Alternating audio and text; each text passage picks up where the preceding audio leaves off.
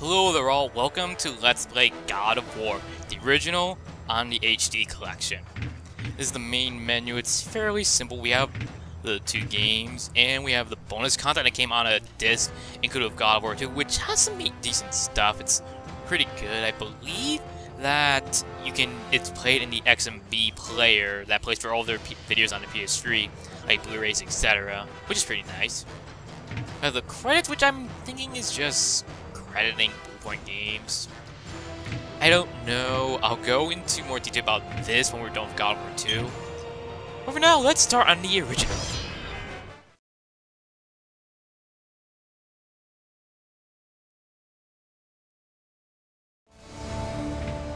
So you guys may be wondering why I'm redoing this when I already have a walkthrough on YouTube. God of War was actually meant to be my very first LP. This and God of War 2. But I just wasn't feeling that confident about how I can LP in YouTube. Right now, I'm far more confident. Along with the fact that the quality has just not aged that well, and I believe that this will be a better walkthrough than it because I can better explain things. I also just want to talk about my general thoughts on things and, the future of this series, Mythology as a whole. Now, this game is very different from the later games in a few ways now. A lot of the first games in the series usually are very different. But in this game, it might kind of matter for this Let's Play, because, anyway. Some of the differences stem from the God mode of this game, or the very hard difficulty. You unlock it from completing the game once on any difficulty, and then you're good to go. It unlocks a few extra things like videos, costumes, etc. And one of the first differences you'll notice is that, unlike in very hard modes of the future games, you cannot use any costumes.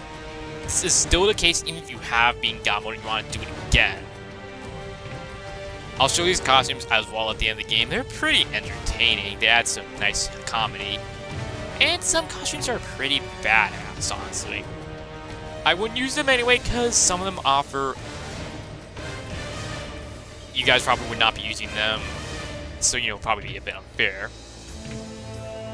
This is still a Let's Play, but my videos are basically Let's Plays first, walkthroughs second, or basically really both at the same time. So anyway, let's begin. The gods of Olympus have abandoned me.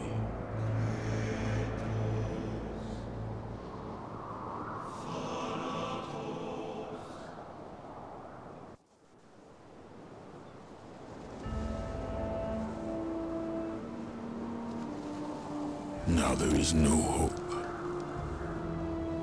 And Kratos cast himself from the highest mountain in all of Greece. After 10 years of suffering, 10 years of endless nightmares, it would finally come to an end. Death would be his escape from madness.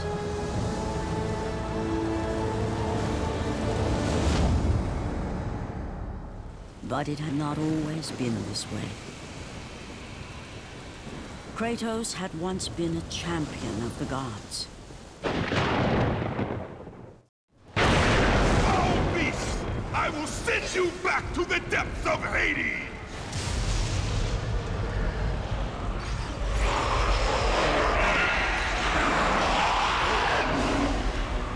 You dare roar the God of War? Wait, this is the God of War 2. Disregard that, people! Anyway... So, this is the very first fight in the game. The games usually do start you off with a fight. I think only Ascension doesn't... Ascension does do that. Never mind! Anyway, we basically see how combat goes. I've seen that sometimes Shipwrecked will pop up at the beginning of God mode. And sometimes, I don't know why that is. I don't actually remember if we can turn them off or not. Maybe I'll check you after this. But anyway... One of the main things you really want to do in the games in general is finish off your combos with triangle because they get a good amount of range and they stun enemies usually like all sizes. And also grabs are generally great. Honestly, don't mash square. I see so many people doing it. It's a bad option. It's weak. It doesn't really work. Oh god, I get experience from these guys who fell off. That sucks. Don't mash square at a time. It just doesn't do any good. So, God mode in this game, or very hard as I generally like to refer to calling it, is enemies do more damage, and that's really about it. In post God of War 2, it's far more than that.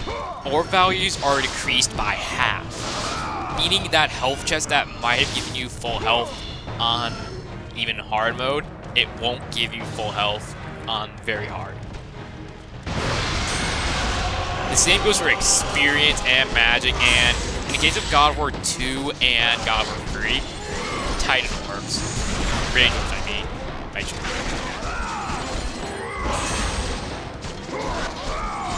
Now, the experience does matter quite a bit in God of War 2 in particular, because some of the first few experience chests and also experience points you'll get, like, you know, some orbs you get from breaking pots, etc., that may not actually give you anything.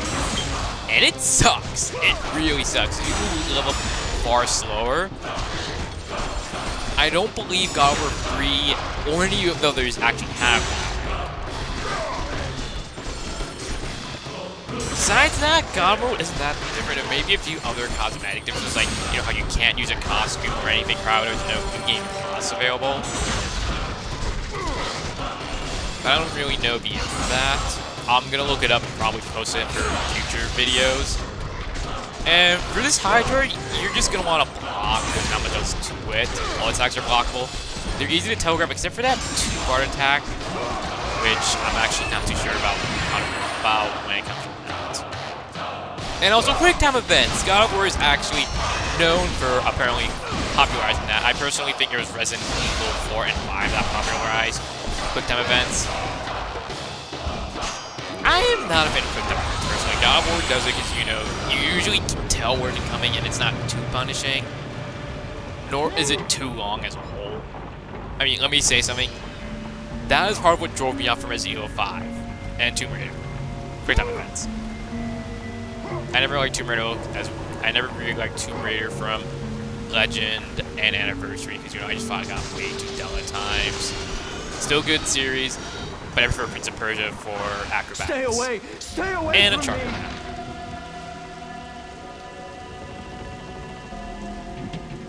I know who you are, Spartan.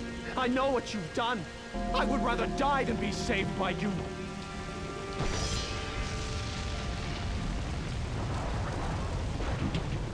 You, the ghost of Sparta. Stay away from me. And that's all he says, so I hope you get eaten by a Hydra.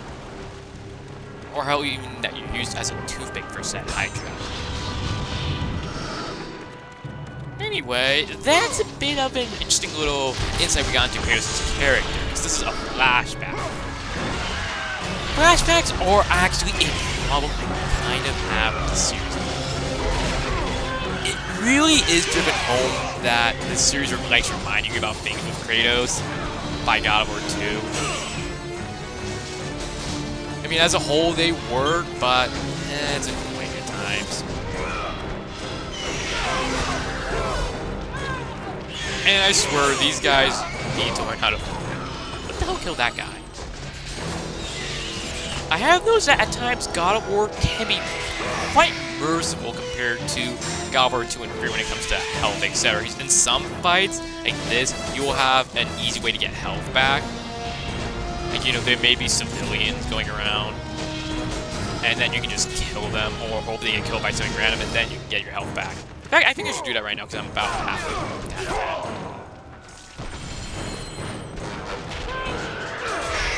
Hey, I need that health!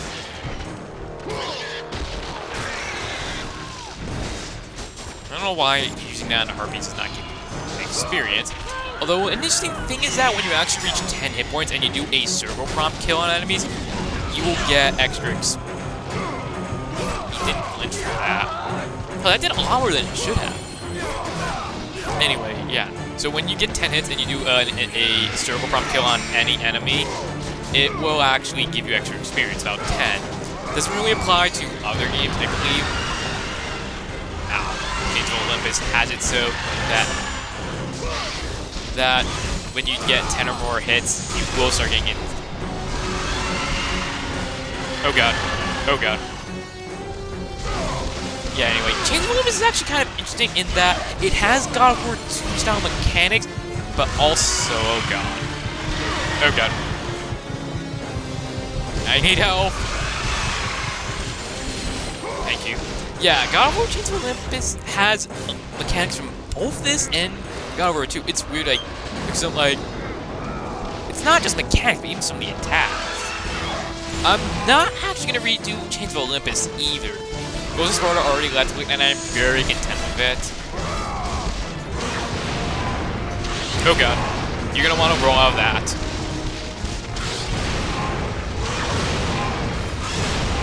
There are a few unblockable attacks. It can be very hard to tell if they're actually unblockable. It's usually if they cause like a shockwave, then they're unblockable. And also, if it's a huge enemy, be prepared to just not be able to block it.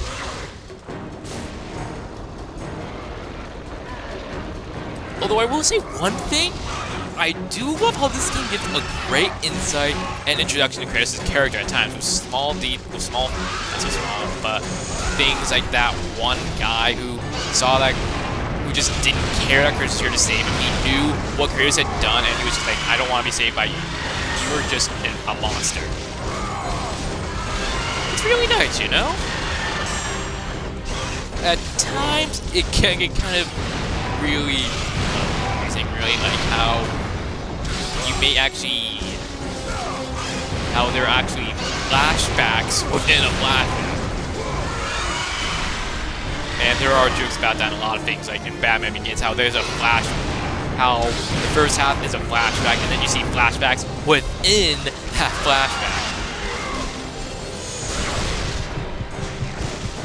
Another problem with triangle attacks, though, is that you can't really block or do anything out of it, which does suck. And dog, don't you dare go near my hip-hop. Get away. I'm more worried about a puppy than a Hydra. There's clearly something wrong with me. You have no health, and how you're still alive.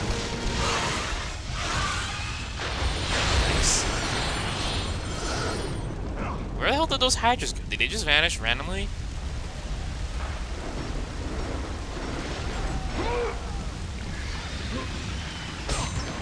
When I was, now, on my Ratchet & Clank LP that I'm doing on the side, I did point out that this game has only a few problems in the transition from PS2 to PS3, and that is that cutscenes are noticeably...